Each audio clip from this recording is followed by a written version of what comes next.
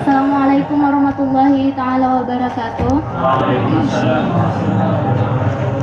Alhamdulillah wassalatu wassalamu ala asyrofil anbiya'i wal mursalin wa ala alihi wa ashabihi ajmain amma ba'du. Alhamdulillah, kali ini kita diberi kesempatan untuk berziarah ke makam Imam Lais.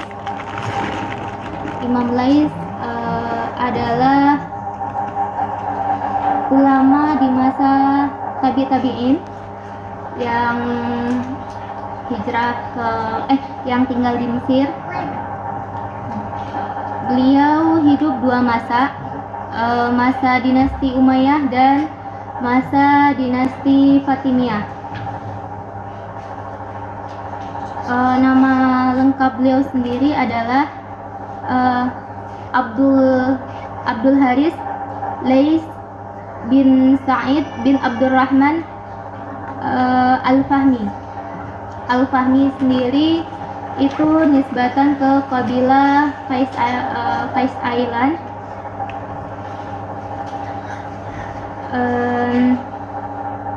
Imam Lais lahir di Mesir, tepatnya di provinsi Qalyubiyah. Nama daerahnya Qalqashandi. Dan di sana juga ada imam namanya Abdullah Qalqashandi. Imam Ibnu Lais sendiri, beliau mencintai tanah air beliau, mencintai daerah kelahiran beliau. Itu dibuktikan karena beliau banyak membangun sarana prasarana di sana, karena beliau juga termasuk orang yang tergolong kaya di masanya.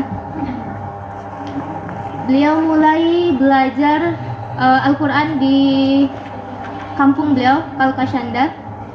Beliau ngafal mutun. Kemudian setelah beliau tamat Al-Quran, beliau pergi ke Fustat. Di Fustat itu tempat banyak para ulama-ulama. Jadi beliau belajar di sana. Di Fustat sekitar umur beliau sekitar 20 tahunan beliau pergi ke Fustat.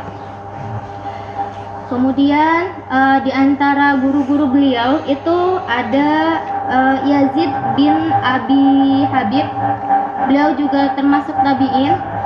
Dari Imam Yazid bin Abi Habib beliau mengambil di sana hadis. Dan Imam Yazid bin Abi Habib ini wafat pada akhir pemerintahan dinasti Umayyah pada tahun 123 Hijriah. Pada tahun 123 Hijriah.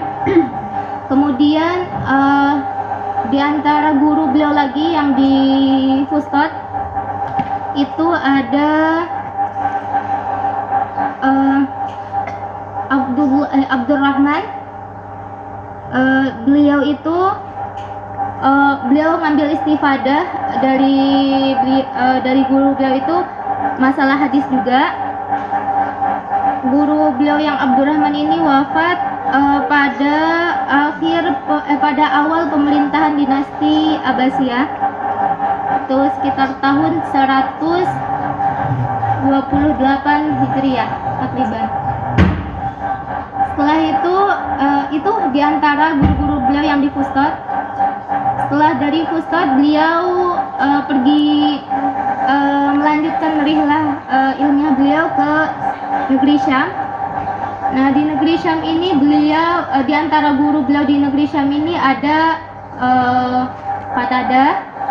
Imam Qatadah. Kemudian ada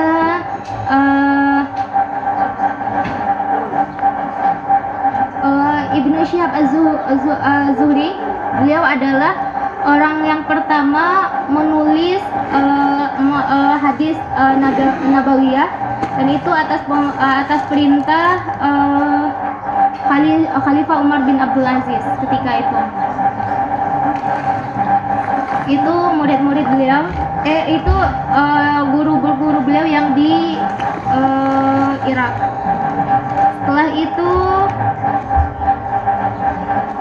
yang ngambil riwayat dari beliau ada Abdullah ibnu Mubarak yang sering kita dengar, banyak kita dengar hadis-hadisnya,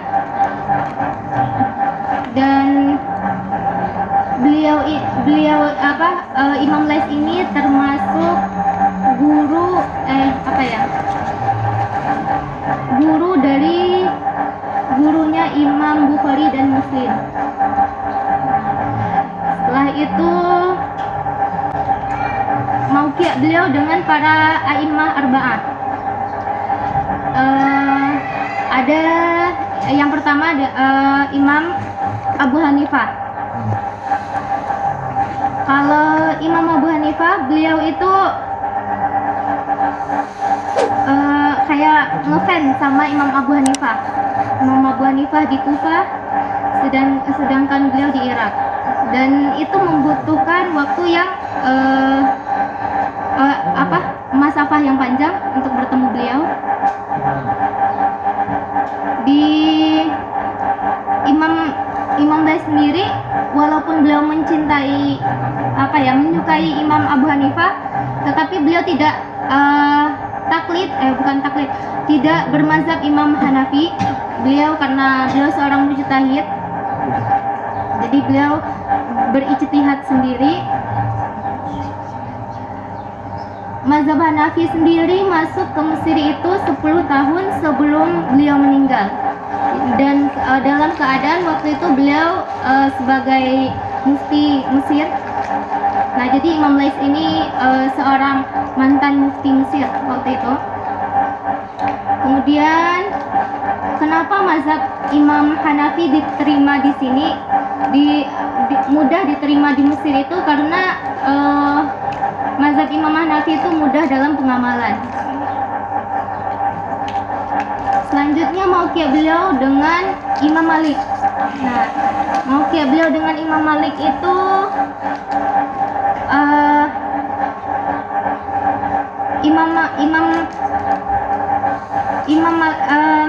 Imam Malik dan Imam Lais itu bertemunya di Raudah Syarif di Madinah. Waktu itu Imam Malik lagi menyampaikan daras, kemudian Imam Lais datang ke majelis beliau. Kemudian Imam Lais tertarik dengan Imam Malik. Kata para ulama, hadis Rasulullah SAW. Kata dalam hadisnya, maaf ya saya melihat.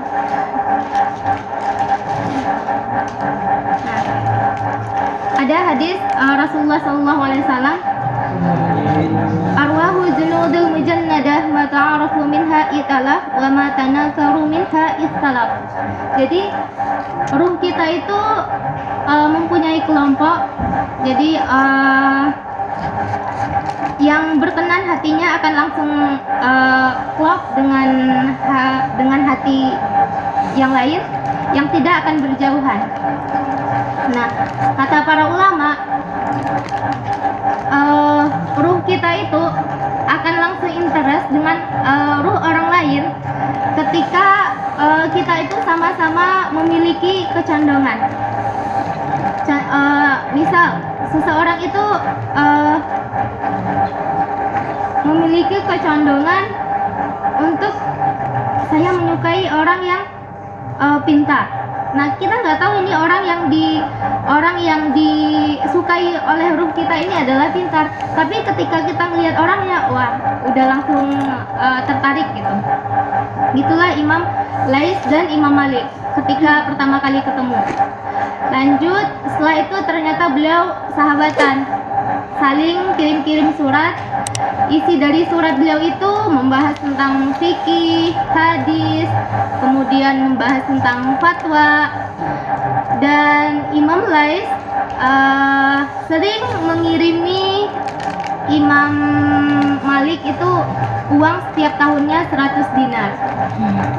Waktu itu uang yang cukup besar, 100 dinar. alaqah beliau dengan Imam Malik, beliau sahabatan. Kemudian dengan Imam Syafi'i, alaqah beliau dengan Imam Syafi'i. Imam Syafi'i ini orang yang suka merantau, rihlah gitu.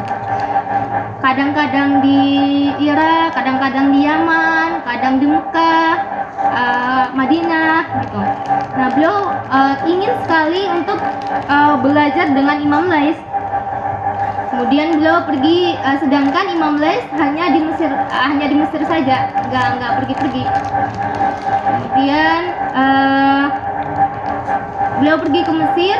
Ternyata setelah beliau sampai di Mesir, Imam Lais sudah meninggal beberapa tahun sebelum beliau datang. Sampai beliau berdiri di depan makam Imam Lais, seraya berkata, "Lillahi daruka ya Imam, laqad hazantu," yang intinya itu, demi Allah wahai Imam, tidak ada dikumpulkan, nggak ada terkumpul sifat yang 4 ini kecuali olehmu gitu, kecuali dipunyai olehmu. Apa itu? Ilmu, amal, zuhud, dan kedermawanan. Dan itu sifat ulama yang yang belum ditemukan oleh Imam Syafi'i ketika itu. Dan salah satu motif Imam Syafi'i juga pergi ke Mesir itu adalah ingin belajar fikihnya Imam Lais. Setelah itu mauqi' beliau dengan Imam Ahmad Ibnu Hanbal. Imam Ahmad Ibnu Hanbal ketika beliau sudah meninggal, beliau baru berumur 9 tahun. Tapi Imam Ibnu Hanbal orang yang cerdas dan beliau udah mengetahui tentang kefakihannya Imam Lais. Setelah itu Imam Lais wafat pada tahun 175 Hijriah. Beliau ini tuh dulu kayak tanah kosong, kemudian datang seorang tajir membangun bangunan seperti ini, dan di depan makom Imam Lais ini, di samping itu ada makom anak beliau namanya Syu'aib bin Lais, makam anak beliau. Kemudian di pintu kalau kita mau keluar nanti ada kayu itu makamnya Syekh Jamal, Syekh Jamal, dan beliau masyhur bi silah au salah, silah au salah, yang di Syekh Jamal yang di ya, kita mau keluar ya ya.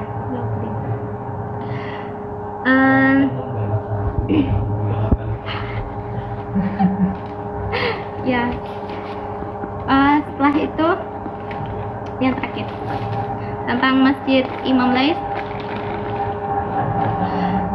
Masjid Imam Lais itu dahulunya yang memugar yang mentarmim ini, yang menjaga ini dulunya para dermawan. Sekarang udah dipindah ke bagian Waziratul Awqaf, banyak orang tuh. Kemudian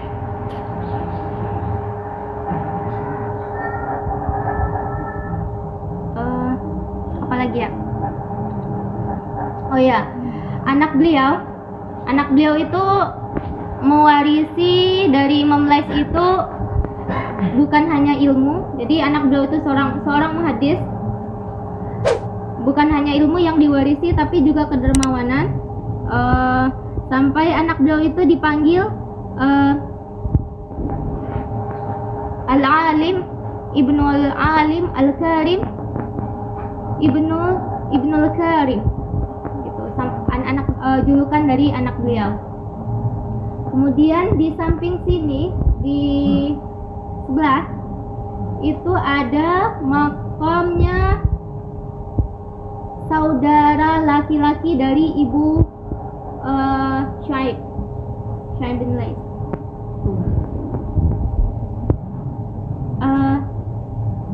Kalau ada yang mau bertanya,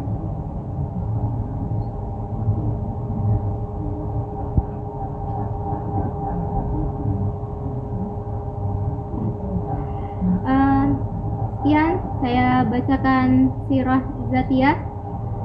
Terlebih terkurangnya belum, saya akan ada buku, saya ketemu buku dan itu khusus menceritakan Imam Lais, itu lengkap banget, dan maraja-marajanya juga dari Mursyiduz Zuhar. Kemudian ada dari itu kayak bahis sih, saya lihat buku itu namanya Imam Lais Faqihul Misra, apa lagi ya, Imam Lais Faqihul Misra.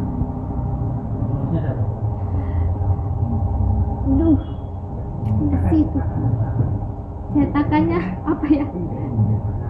Oh, nanti lah saya kirim di grup. Insyaallah.